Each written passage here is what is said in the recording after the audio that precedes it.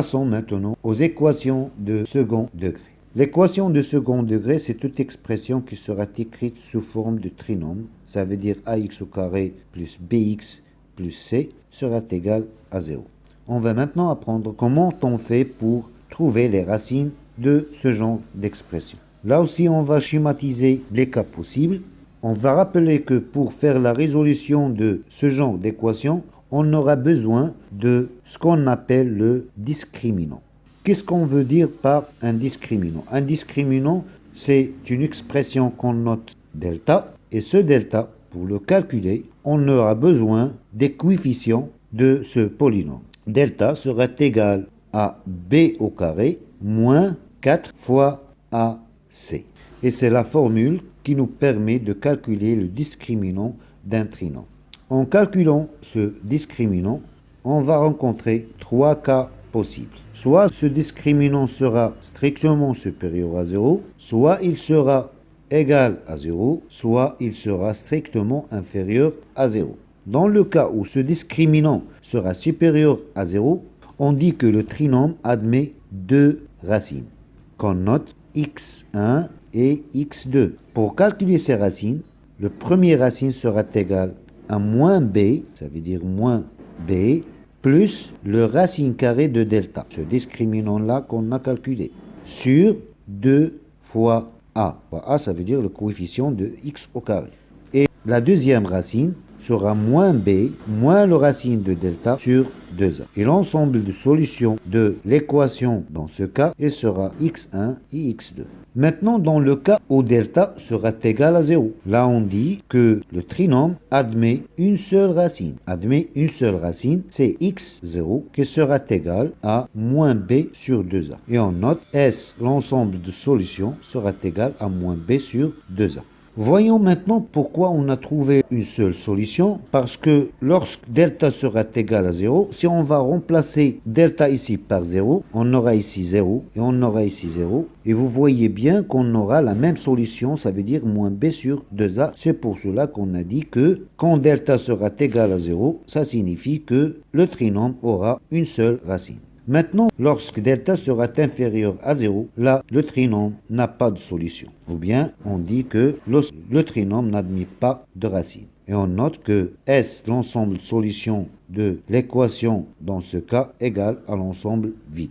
Puisque delta, on a trouvé que delta est négatif, et vous voyez ici, pour calculer les racines, on doit mettre delta sous la racine carrée, et on sait qu'à l'intérieur d'une racine, le nombre qu'on met doit être positif et pas négatif. C'est pour cela qu'on ne trouve pas de solution dans ce cas. Notez que dans le cas où delta sera strictement supérieur à 0 et on trouve deux solutions, on peut calculer la somme des deux racines et la somme des racines x1 plus x2 sera égale à moins b sur. Ça veut dire qu'on peut trouver la somme des deux racines sans passer par cette étape de résolution de l'équation. La somme des racines, dans ce cas, sera égale à moins b sur a. Et aussi, on peut calculer le produit x1 fois x2 qui sera égal à c sur, ça veut dire c sur a.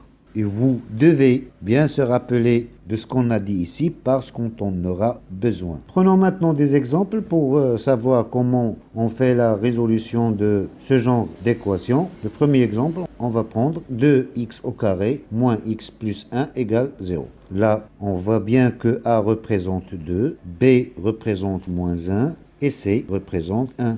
On dit que pour résoudre ce genre d'équation, on doit calculer le discriminant delta. On a dit que delta c'est b au carré moins 4ac. Et b au carré, on a ici moins 1 au carré, moins 4 fois a, ça veut dire fois 2, fois c, ça veut dire fois 1. Ainsi, on aura moins 1 au carré, ça fait 1, moins 4 fois 2 fois 1, ça fait moins 8, qui sera égal à moins 7. Et vous voyez ici que le discriminant ici est strictement inférieur à 0. On a dit que dans ce cas, le trinôme n'a pas de solution, ça veut dire que l'ensemble de solutions sera égal à l'ensemble vide. Prenons un deuxième exemple, x au carré moins 3x plus 2 égale 0. Là, on a a égale à 1, b égale à moins 3, et c sera égal à 2. Calculons maintenant le discriminant de ce trinôme. b au carré, ça fait 9, moins 4 fois a, ça fait fois 1, fois c, ça veut dire fois 2. On aura ainsi 9 moins 8, ça fait 1. Et comme vous voyez ici, c'est strictement supérieur à 0. Alors, on aura deux solutions qu'on doit calculer. x1, qu'on a dit qu'il est égal à moins b plus le racine de delta sur 2a, et x2, qui sera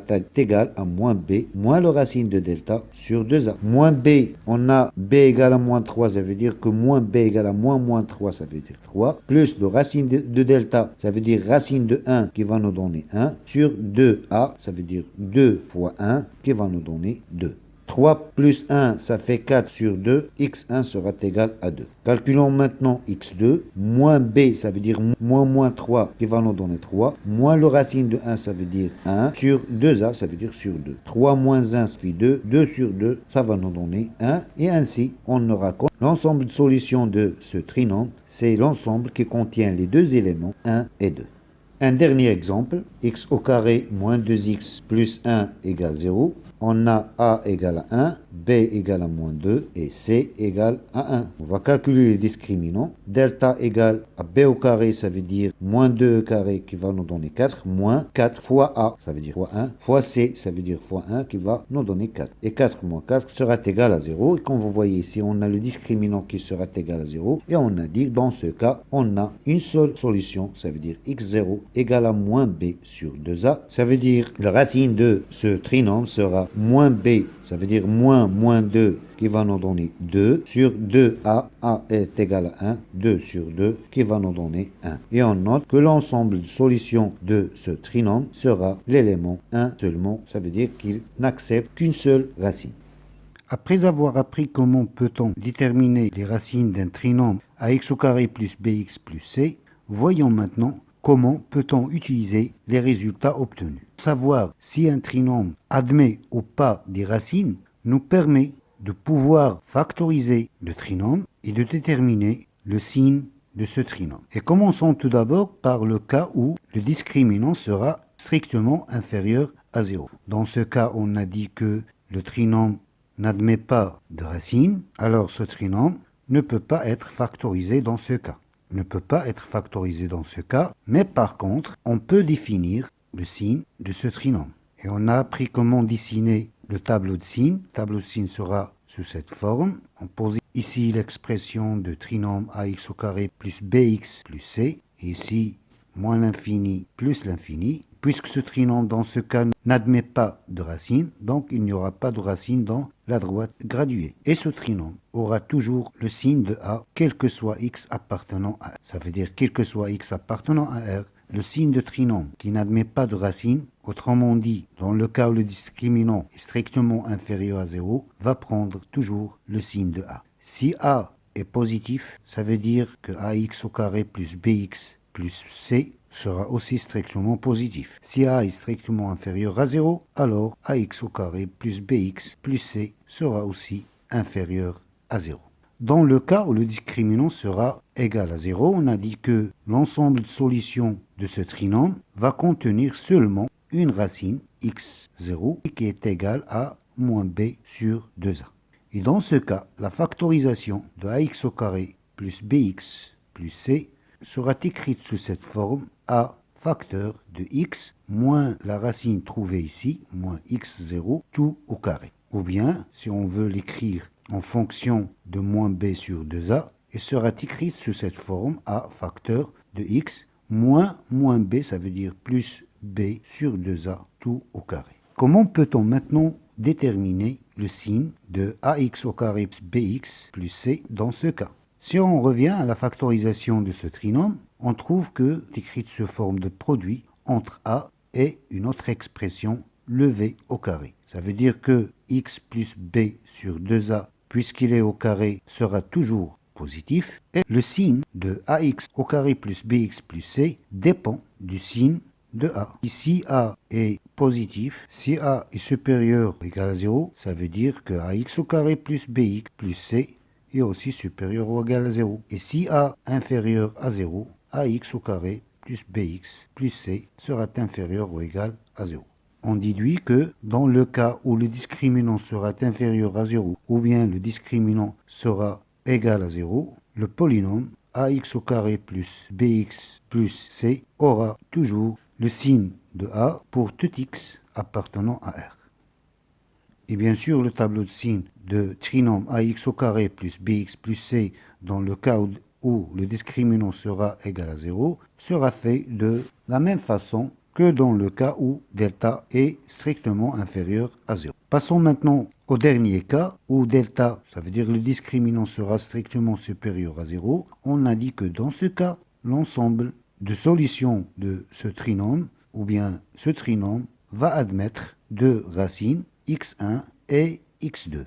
Et la factorisation de ce trinôme dans ce cas, ax au carré plus bx plus c, sera écrite sous cette forme a facteur de x moins x1 facteur de x moins x2. Ça veut dire qu'on factorise le trinôme sous forme de produit de a et de la différence de l'indéterminé x et la première racine, facteur de l'indéterminé et la deuxième racine. Par exemple, si on a trouvé que x1 égale à 1 et x2 égale à 2, et si on a par exemple a égale à moins 3 par exemple, la factorisation de ce trinôme sera écrite sous cette forme. A, ça veut dire moins 3, facteur de x moins x1, ça veut dire moins 1, facteur de x moins x2, ça veut dire moins 2. Et ça sera la factorisation de ce trinôme dans ce cas. Maintenant, comment peut-on déterminer le signe du trinôme dans ce cas? On va tracer le tableau de signes, moins l'infini plus l'infini. Et supposons qu'on a trouvé que x1 est inférieur à x2. Ça veut dire que x1 sera placé avant x2. Et on pose ici l'expression du trinôme, ax au carré plus bx plus c. Et puisque x1 et x2 sont des racines, donc le trinôme sera nul à ces valeurs. Et entre les racines, le trinôme ax au carré plus bx plus c aura le contraire du signe de a, ça veut dire il aura le signe de moins a, et hors les racines, il aura toujours le signe de a. Revenons à notre exemple. Par exemple, si on suppose qu'on a fait la résolution d'un trinôme et on a trouvé que x1 égale à 1, x2 égale à 2, ça veut dire entre x1 et x2, à l'intervalle 1, 2, il aura le contraire de signe de a, ça veut dire qu'il sera positif, et hors des racines, ça veut dire de moins l'infini jusqu'à x1, et de x2 jusqu'à plus l'infini, il aura le signe de a, ça veut dire il sera négatif. Et nous allons faire des exercices concernant le tableau de signes. Passons maintenant à la résolution des inéquations de second degré. Comment peut-on déterminer l'ensemble de solutions des inéquations de second degré? Ce sont les inéquations écrites sous cette forme. Et pour la résolution de ce genre des inéquations, on a besoin de tableau de signes du trinôme ax au carré plus bx plus c. Et la résolution de ces inéquations se fait dans deux étapes. La première étape, c'est de déterminer les racines du trinôme ax au carré plus bx plus c. Ça veut dire déterminer le discriminant delta. Et comme on a dit, on serait devant trois cas. Soit le discriminant sera inférieur à 0, ou bien le discriminant sera égal à 0, ou bien le discriminant sera strictement supérieur à 0. Et on a vu comment peut-on déterminer le signe de ax au carré plus bx plus c dans chaque cas. Passons maintenant à un exercice. Soit p de x un polynôme, tel que p de x égale à 2x à la puissance 3 moins 3x au carré moins 3x plus a, avec a appartenant à R. Déterminer la valeur de a, sachant que p de x est divisible par x plus 1.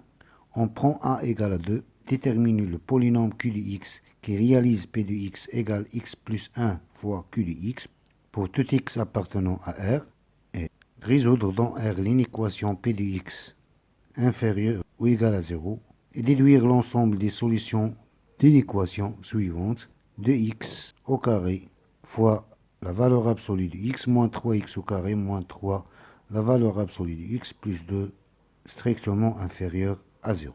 Commençons tout d'abord par déterminer la valeur de a, sachant que p de x est divisible par x plus 1.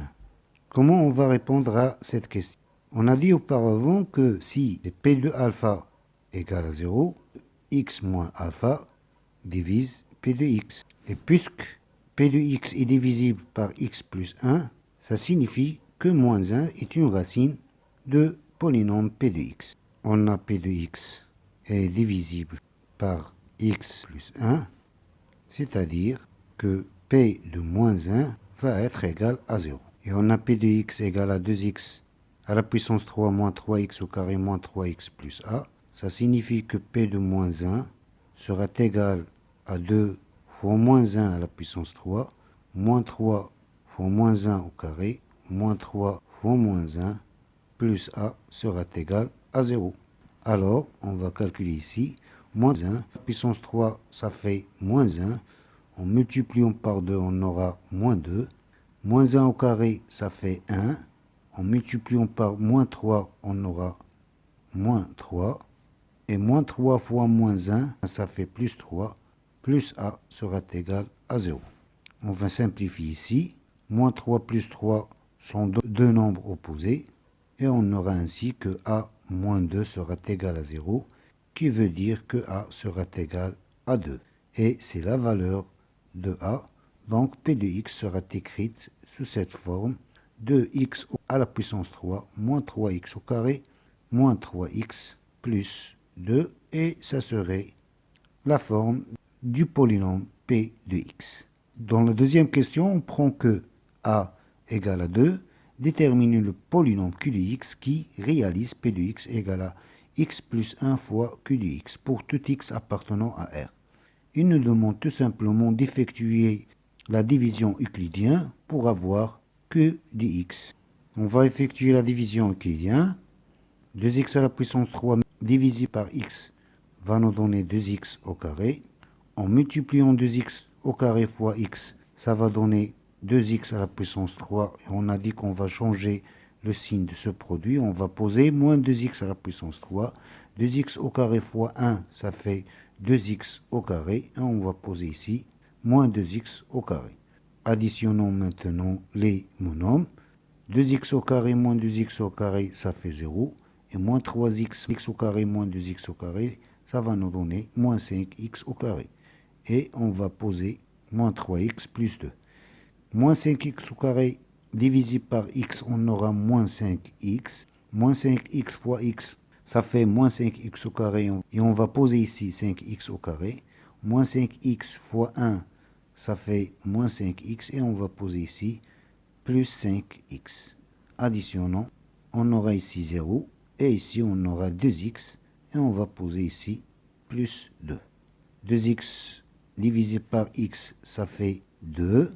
2 fois x, ça fait 2x. On va poser ici moins 2x. 2 fois 1, ça fait 2. Et on va poser ici moins 2. Et ainsi, on aura le reste qui sera égal à 0.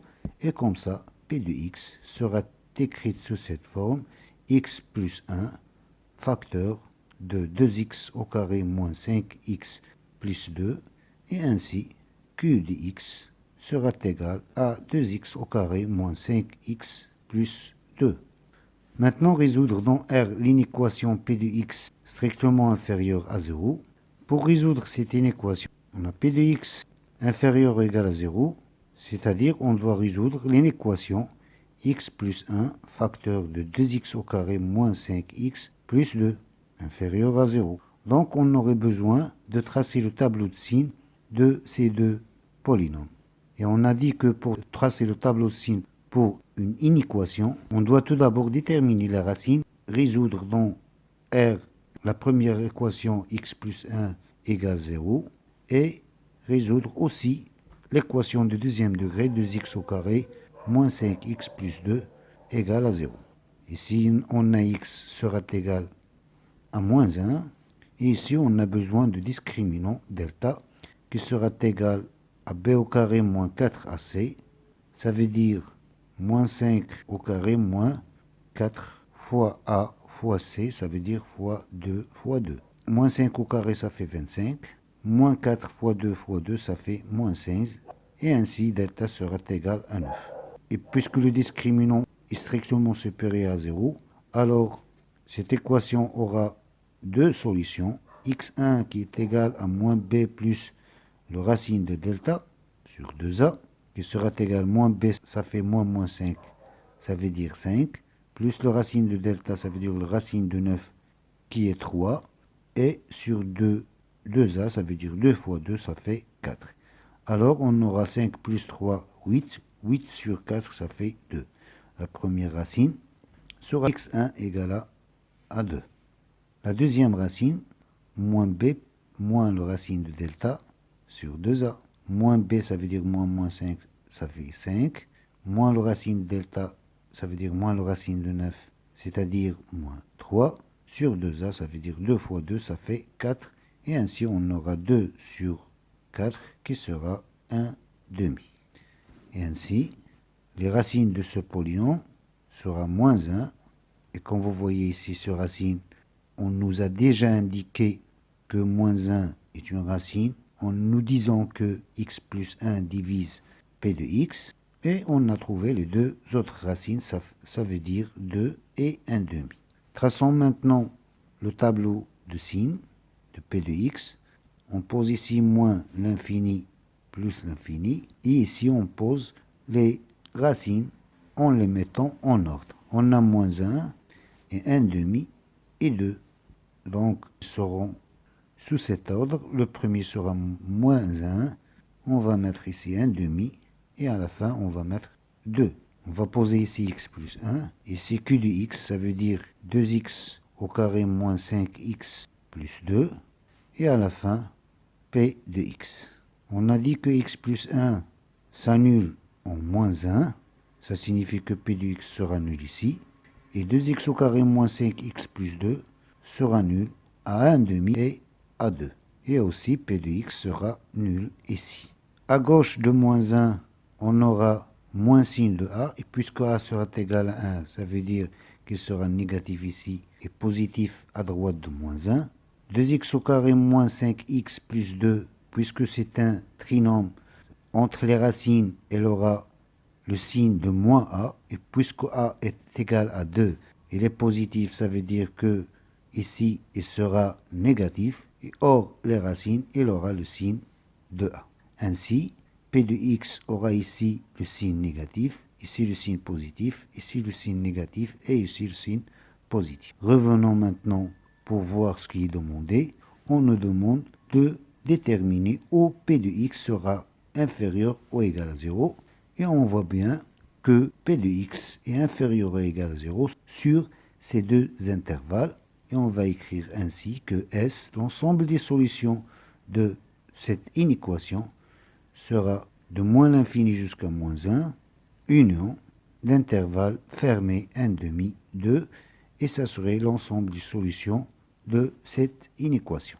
La dernière question, 4, déduire l'ensemble des solutions de l'inéquation suivante, 2x au carré, la valeur absolue de x, moins 3x au carré, moins 3, la valeur absolue de x, plus 2, strictement inférieur à 0. Comment on fait pour résoudre ce genre d'inéquation? Dans ce cas, on réagit comme suit. On va procéder à une technique qui s'appelle le changement de variable. Qu'est-ce que ça veut dire le changement de variable? On pose que t sera égal à la valeur absolue de x, c'est-à-dire que t au carré sera égal à la valeur absolue de x au carré qui est égal à x au carré. Et ainsi, p de x sera écrit sous cette forme, p de t, on va remplacer x par t, on aura 2x au carré, ça veut dire t au carré, fois la valeur absolue de x, on a posé que la valeur absolue de x égale à t, fois t, moins 3t au carré, moins 3t plus 2, qui va être écrite sous cette forme. T au carré, t, ça fait t à la puissance 3. Alors on aura 2 fois t à la puissance 3, moins 3t au carré, moins 3t plus 2. Et comme vous voyez ici, on est revenu à l'expression qu'on avait auparavant. On a trouvé que p de t est inférieur ou égal à 0 si t appartient à l'intervalle moins l'infini, moins 1, union 1 demi, 2, d'après la solution qu'on a trouvée dans la question 3. Et on voit ici qu'on nous demande de résoudre l'équation 2x au carré fois la valeur absolue de x moins 3x au carré moins 3 la valeur absolue de x plus 2 strictement inférieur à 0. alors P de t sera strictement inférieur à 0 si t appartient à moins l'infini moins 1. Cette fois-ci, moins 1 sera exclu. Union 1 demi 2 et 1 demi 2 seront exclus aussi de l'ensemble de solutions.